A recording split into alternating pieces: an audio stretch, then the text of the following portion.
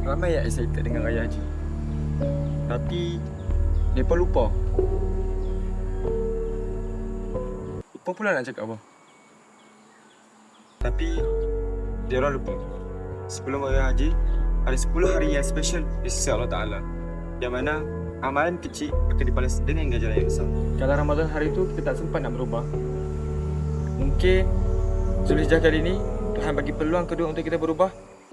Jadi, saya nak sharekan kat korang apa amalan-amalan sunat yang korang boleh lakukan dalam bulan Zulhijjah kali ini. Yang pertama, puasa sunat 1 Syawal. Daripada 1 Zulhijjah sampai 9 Zulhijjah.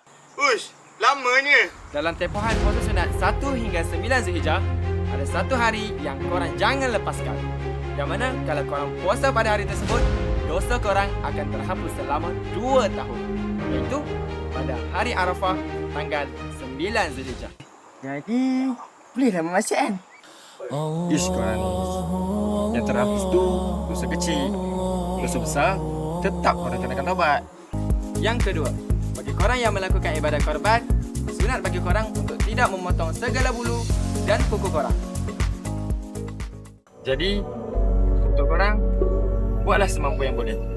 Kalau tak boleh buat semua, jangan tinggalkan semua. Mungkin ini Zulhijjah terakhir buat kita.